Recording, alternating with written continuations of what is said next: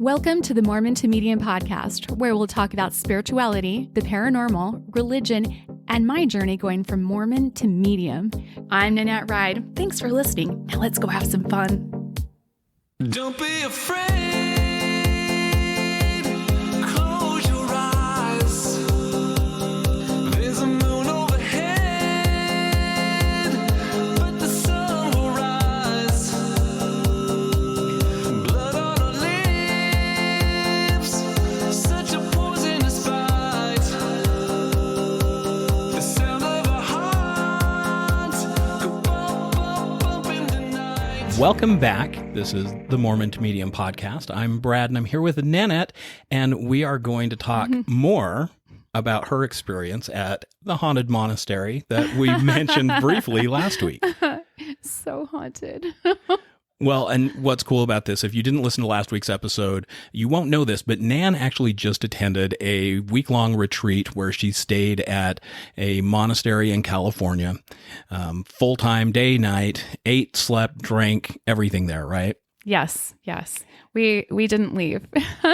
We were kind of stuck in the fog, so really didn't see much of the sun at all. Well, let's talk about that a little bit and move into how this became a ghost story.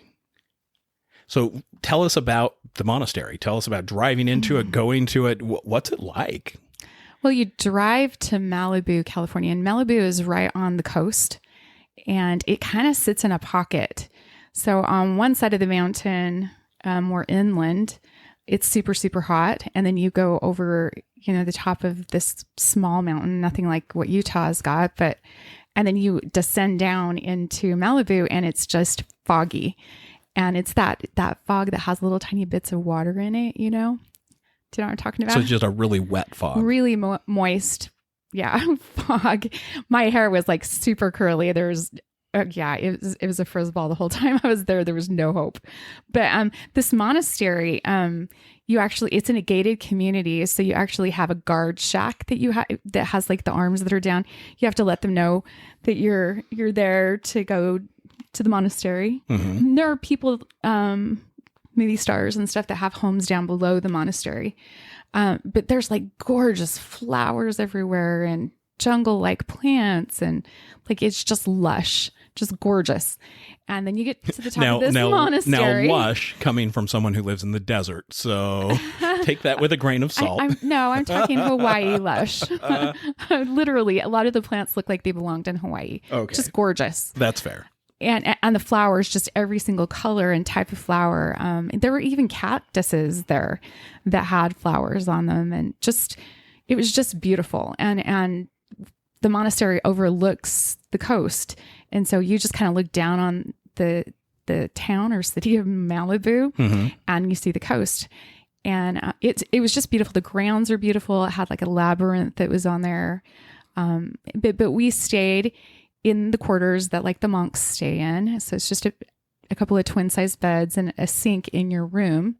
And then you share a bathroom with the room next to you. Okay. So like a Jack and Jill. Yeah. At one point I got locked out of my bathroom. That was really fun. The lady that I shared. Did you have to run down the hall? I did. I had to go to a different building to go to the restroom. But the lady I shared it with, she didn't speak very good English. And I was like, can you unlock the bathroom? She goes, oh no, I'm so sorry. She was just petrified. But as with any place, there comes a history. And this monastery, it's a Catholic monastery, by the way, and it was built in 1942. Okay. So it's been there a minute, but lots of pictures in the main area of these friars and different fathers and people that are there. And I don't really understand. I didn't have the guts. Imagine this. I didn't have the guts to go talk to a monk and be like, so why are you in white and he's in brown and he's in black and white? And you totally should have asked. No, because they were like sitting at a table together and they were kind of keeping to themselves. And some of them were being silent, and some of the people that attended the retreat were even, because they do different things. People can, there were AA meetings going on that were coming and going. There were people that were doing retreats and it was a silent retreat, or there were other ones that were just like a women's retreat or whatever. Very cool place to hold a retreat. So it's essentially like a convention center, but it's a monastery. Yeah. So half of it is kind of like a convention center. But everyone eats in the cafeteria, including the monks that actually live there. Okay. So and when we saw the monks, it was when it was mealtime. I didn't see them like walking around or anything like that, but the grounds were gorgeous. And every garden was like dedicated to, it was kind of like a mausoleum, kind of like a lot of dead people's names and their, birth dates and death dates and, sayings for them. And okay. Everywhere. It was everywhere. It's like they kind of celebrate death, and I'm not really sure. So was it like why. was it a cemetery? I don't think it was a cemetery. It was literally all around this monastery. In every garden area, they had little waterfalls and like little angels and things all over the place with different people's names and benches for different fathers. And it was really interesting, but the energy, it was good, but a little heavy. Okay. Does that make sense? So yeah. Like maybe described as solemn? Yes. Okay. Yeah. And I didn't really understand that much. The guy that usually runs the place was actually out of town. And so we didn't have a lot of interaction with people other than our group, at least for the first 5 days. Right. There wasn't a whole lot of interaction. I mean, I would talk to the cooks because they would stand out and watch everybody, dish up and everything. Like they had everything measured, but they fed us well. Like our lunches looked like a dinner. And I'm just like, I've never eaten this much food in my life. And everybody in our group, they were just like, I don't eat like this either, but I'm hungry. And I'm telling you, energy work makes you hungry. You burn the calories doing energy work. You really, really do. So we all allowed ourselves to gain a little bit of a pooch while we were there because the food was so good. But the feeling there was really different, very quiet. I loved the silence. I would get my coffee in the morning and go and sit in the gardens, and I would watch the hummingbirds and the different birds and the lizards and all the things, and just sit there with so much gratitude. And it's exactly what I needed after, the hearing and all the things. It's kind of what brought me to my balance. It was all the balances I got there, but also the balance of being silent and being able to be with my own thoughts and being able to heal like that. But oh my goodness, my first night there, I saw a friar in a brown, I don't know what you call them, robe with a belt around his waist. And he was just going hot tubbing. Yeah, right. No hot tub there. I wish I took my swimsuit just in case, but no. But he was standing at the end of my bed, and I was like, oh, hell no. Like, this is not happening. Now, wait a minute. When you say you saw a friar standing at the end of your bed, is this an ethereal? No, it's with my human eyes. Yeah, he was... he wasn't physical. Okay. He was a spirit standing there. That's what I'm wanting to clarify. Yes. So when you say you see this friar standing at the end of your bed, is he an ethereal being? Is he human? Is he a spirit? What's going on? No, he's a spirit, and he's standing there. And so... And you knew that right off? Yeah, but I'm seeing him with my human eyes, not my spiritual eyes, okay? So it's not... It's not like I have to close my eyes and I can feel him there or whatever. Right. Like I'm freaking looking at him with my human eyes, and I'm like, oh hell no, I'm not gonna stay here for a whole entire week and have this guy in my room with me. That's just creepy. I won't be able to sleep. There's just no way. And the catch-22 was you're not supposed to burn incense or sage or anything like that. And they have like they ask you to pray over the person that's going to be in the room next, or when you strip the bed and like the person who will stay there person next. That's coming next and blah, blah, blah. And I'm like thinking, I gotta make this my space. And, so I just started to tell him, like we often do, I'm here to rest. I'm here to learn. I need you to please leave and let me do that. And he's still standing there. He's like, no, bitch, this is my room. And so I pulled out my Palo Santo and I lit the joint up. I have my window open. Hopefully no one... Wait a minute. Did you just say I broke out my Palo Santo and lit the joint up? Last time I've never heard of anyone refer to Palo Santo as a joint. The joint was my room. Okay. I was really confused for a minute. I'm like, No, I wait a don't do minute. drugs. I sent Nan on a retreat to California and now she's a stoner. What the hell? Never. Dude, when you live my life, you don't need drugs. Right. No. But I did that. And then I slept. So you lit your Palo Santo and smoked the monster out. Yeah, he wasn't even a monster. He's just standing there, and it was just creepy. And did he leave after you lit up the Palo Santo? He left. I kept my window open, and I slept fine that night and the following night. She's like the kid who's trying to smoke at home but doesn't want to get caught and has the window open. Well, he needed an exit for them, right? When you're clearing a room, Yes, there has that to be is an true. exit. So I had them exit out the window.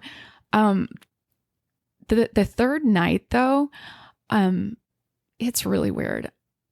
I got up and I needed to turn the light on, but it's across the room over by like the sink and stuff. And so as I was walking over there, it was maybe 5 or 6 feet away from my bed. I walk 5 or 6 feet and then all of a sudden someone is standing right there. And I stopped dead in my tracks. I'm looking right at them and it's like this solid dark thing standing there. And I went, oh, sorry, out loud. And then I realized what I had just done. And then I was like, oh, hell no. And then it disappeared. Like a bit, it was like all really super fast. Right. But it like shocked me because I was half asleep. Right. And I'm just like, run into this dark thing. And I'm like, oh, hell no, get out.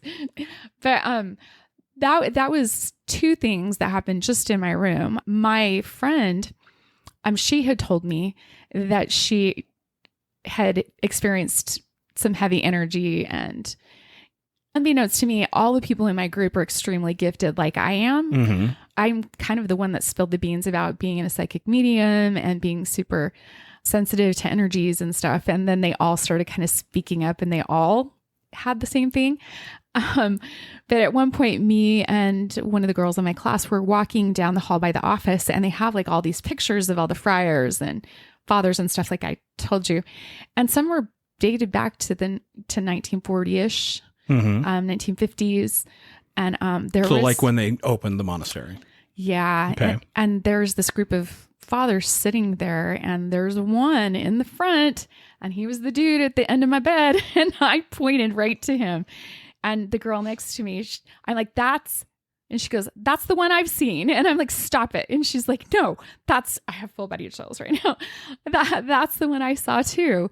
And I'm like, holy crap. I'm like, so we saw the same friar. And she's like, yeah. She's like, what feeling did you get? And I said, it was almost like you're going to do things my way. These are the rules. You have to do it this way. And then you go ahead and break the rules immediately by lighting light up Palo Palo Santo. Santo. I know, Wow. which is probably why he came back. He's like, damn it, Nan.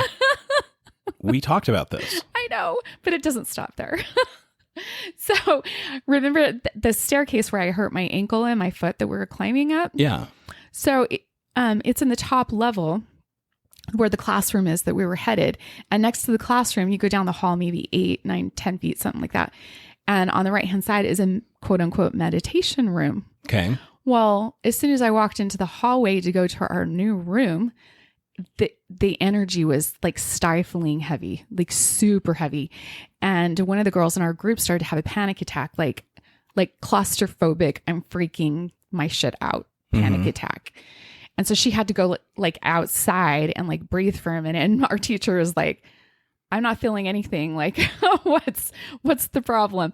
And everybody else in our class was like, no, we're feeling it too. We're not feeling claustrophobic. And so we opened up windows and cleared the place. And a couple of people moved air through the place and stuff. And this was just our classroom, our new classroom.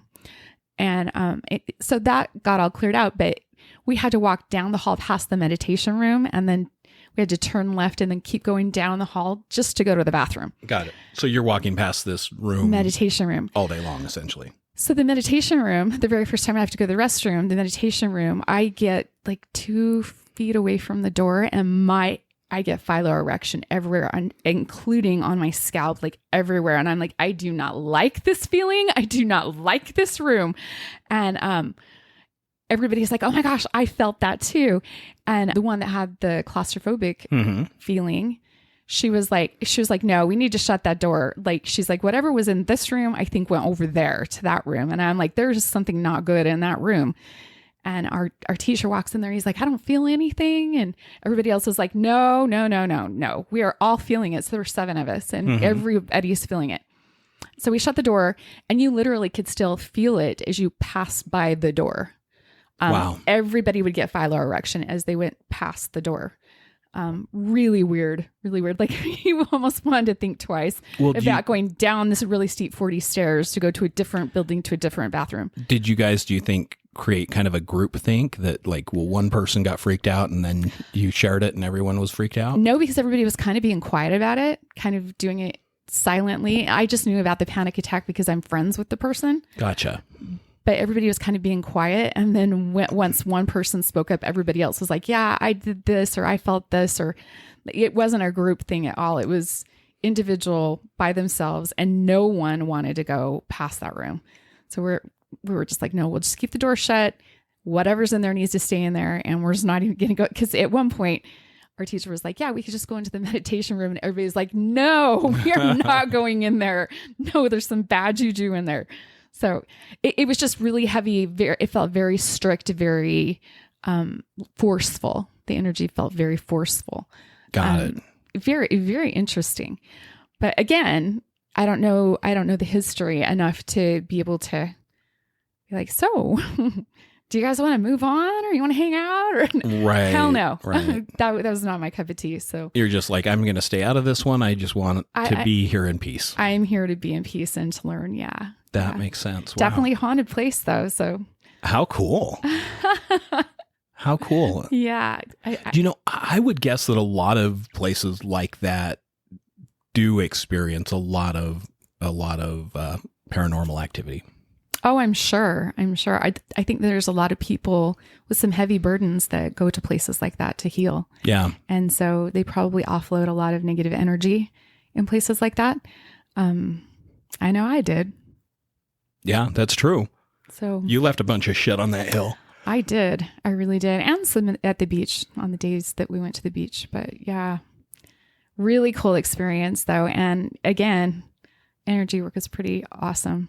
It's cool to see people that do energy work and how they stepped into their spiritual selves. Like no one was super hyper religious. Right. You know, there was even a Mormon in our group and it wasn't really a topic of discussion, religion. It was just, yeah, I'm a Mormon. Oh yeah, I'm this. Or everybody else was like, yeah, I used to be a Mormon or whatever. But everyone was spiritual. Were they okay saying that they were a Mormon? Yeah, apparently. So they're not a very devout Mormon anymore then. No, actually, she was a convert 5 years ago. Oh, wow. So, yeah. Because usually, the people who are out there now are like crazy about you can't say Mormon. No, I think that the group I was with was not uptight about anything, but they all were super spiritual. Yeah. So why do you think it is that people who do energy work are drawn to that spiritual side? Or do you think that people who are spiritual are drawn to energy work? What comes first, the chicken or the egg, Nan? I don't think that there is a one or the other. Everybody has a different path, right? So I think some people are just born into, energy work and they just know it. One of the people in my class has been doing actual energy work since he was 12 years old. Oh, wow. So took Touch for Health at 12 years old. So his family obviously He took it with his mom. Okay. And he's been doing Touch for Health energy work since he was 12 years old. He was balancing his friends.